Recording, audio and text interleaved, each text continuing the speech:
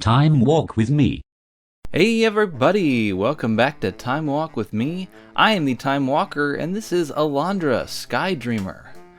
Alandra is a 2/4 merfolk wizard who costs 2 generic mana and 2 blue mana to summon from the depths of your command zone.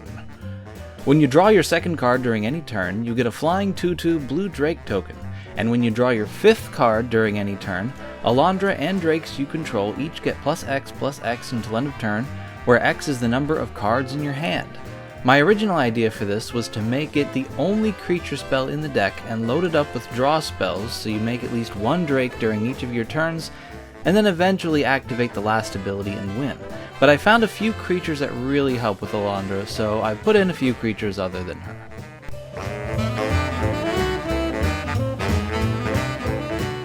Like I just said, there are a lot of draw cards in this deck. Every card in this category is here for the draw effect, even if it's just a cantrip.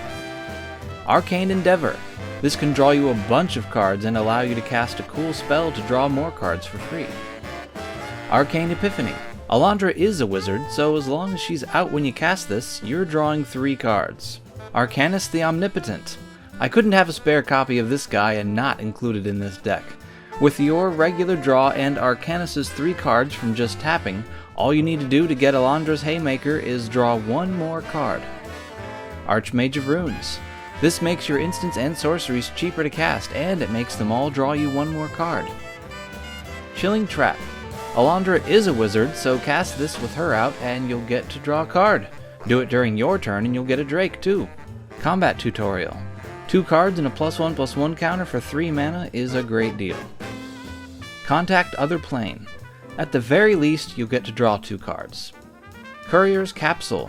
The 4 mana that this costs you to draw 2 cards can be spread out over 2 turns. Credit Voucher. For 4 total mana, this can draw you up to 7 cards and activate Alandra's last ability early in the game. Deduce. This draws you a card for 2 mana and gives you a clue which draws you a card for another 2 mana. Deliberate. The word deliberate is a tricky one. If you pronounce it slightly differently, deliberate, it means intentional, which is completely different from the meaning deliberate, which means to consider something carefully. I guess the 2 meanings are kind of related, but still, it's crazy. Divination. Enduring Curiosity. This deck is all about getting flying dudes and attacking with them, so this rewards you for doing that by giving you more cards and therefore more flying dudes. And if it dies, it becomes a non-creature enchantment, something much harder to deal with. Enter the Enigma.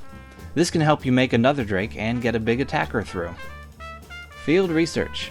3 mana for 2 cards is a pretty good rate. 3 cards for 6 mana is a bit steep, but the option is there if you need it. Fleeting Distraction. Glimpse of Freedom. This can be cast repeatedly from your graveyard. Insight. Green is a pretty popular color in Magic, so this takes advantage of that by drawing you cards when any of your opponents play one. Into the Fey Court. This is 5 mana for a 1/1 flyer and 3 cards, which will trigger Alandra to give you a 2/2 flyer.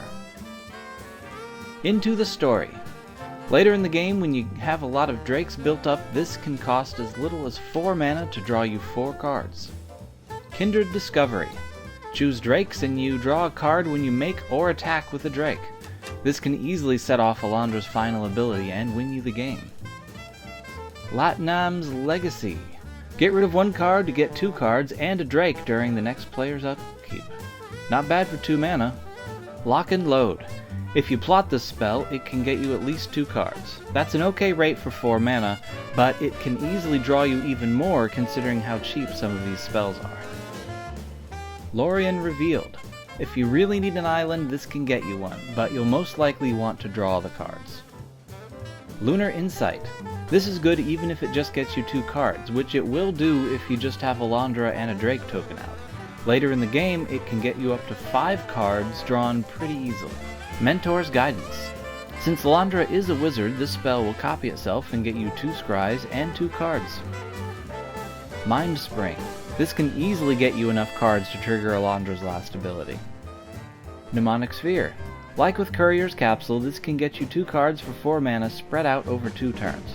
Or it can get you just 1 for 1 mana, which is arguably a better rate. During your turn, it's all you need to make a Drake token. Multiple choice. This can draw you a card and or do a few other cool things. Obsessive Search. This is a good card to have in your hand when you have to discard something. Omen of the Sea. Opt. Pearl of Wisdom. This deck doesn't have any otters, but it doesn't need to cost 1 mana less to be good. 3 mana for 2 cards is an okay deal. Rhystic Study. I had one lying around, so of course it's going in here. Seize the Secrets. The discount for this spell is a little easier to get than the discount for some of these others, but even if you don't get that, 3 mana for 2 cards is a decent deal. Slip Through Space. Teferi's Puzzle Box. This can activate Alandra's last ability every turn that your opponents allow it to be out. It's also great for disrupting plans. Temporal Cascade. This can wipe everyone's hands, make everyone draw 7 cards and activate all of Alandra's abilities, or both. I kinda like the idea of just playing the first mode. Tolarian Winds. This is a great way of cheaply activating Alandra's abilities.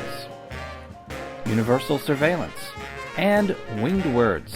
You'll almost definitely have a flying creature out when you cast this, so it'll be 2 cards for 2 mana, a great rate.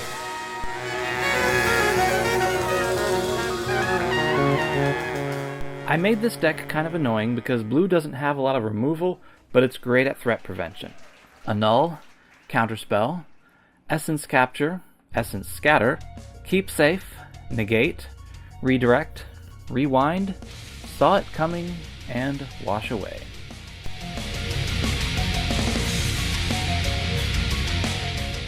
Coat of Arms. This will make your drakes very beefy. Gauntlet of Power. Choose blue and your islands will tap for 2 mana instead of 1. Unfortunately, so will everyone else's, but hopefully you'll be in a better position to take advantage of it. Mu Yanling Sky Dancer.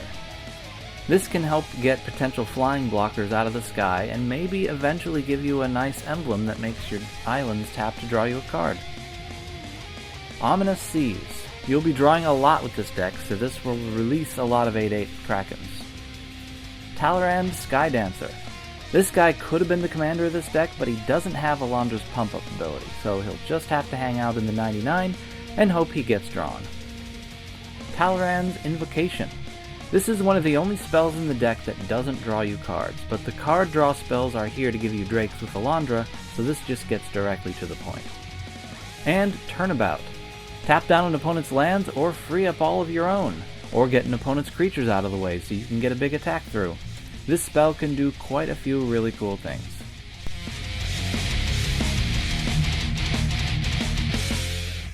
This deck functions pretty well on not a lot of mana, so I didn't put in a whole lot of ramp, but maybe I should order a pile of Soul Rings for decks like this. Component Pouch. The 2 mana that this artifact makes has to be of different colors, so it's really well suited to a deck that's multiple colors, but it works fine here too. Heraldic Banner. Choose blue and your drakes will be 3/2s. High Tide. This helps your opponents too, but hopefully it can help you more.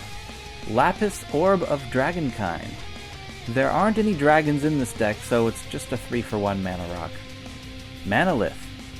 And Starting Column. At max speed, this could help you out by triggering the creation of a drake.